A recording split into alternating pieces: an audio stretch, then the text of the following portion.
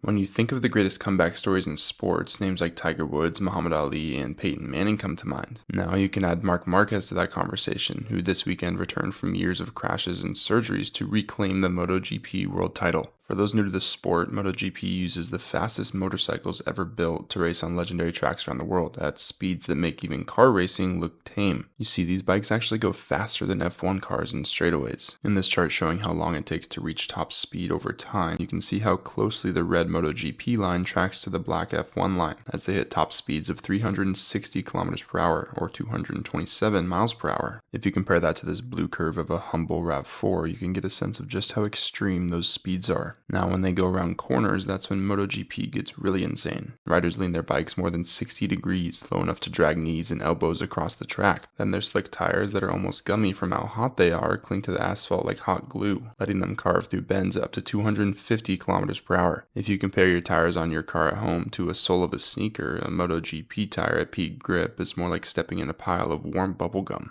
But even with that grip, the limits do get pushed too far, and crashes in the sport are inevitable. This chart shows the riders with the most crashes last season, where one rider fell 28 times, and Marc was just behind with 24. And for Marc, these crashes have been the setbacks that tested him just as much as titles ever defined him. You see, from 2013 to 2019, when he came on the stage, Marc looked untouchable, winning 6 championships in 7 years. But in 2020, everything changed. A shattered arm from a crash in Spain, 3 surgeries, and a failed return in 2021 when another crash left him with double vision. A 4th surgery in 2022 brought hope, but the next 2 seasons still delivered nearly 50 crashes until this year, where everything finally came together. In MotoGP, riders score points in both the full Grand Prix on Sundays in blue here and in shorter sprints on Saturdays in black. In this chart above, the dots and circles show where Marc placed in each Grand Prix and sprint this season, and you can probably tell that he spends a lot of time near the top. He's currently racked up 11 Grand Prix wins, 14 sprint wins, and 7 races in a row where he took both. This chart above shows the payoff on the leaderboard, with his running points total breaking away in the second half of the season, reaching 541 this last weekend and confirming his victory, along with separating himself from his younger brother Alex here in second place and the rest of the top 5 riders below in gray. This past Sunday, the comeback was finally completed, from broken bones and blurred vision to world champion once again. Marc Marquez has now etched himself into the history books as one of the greatest comeback stories in all of sports.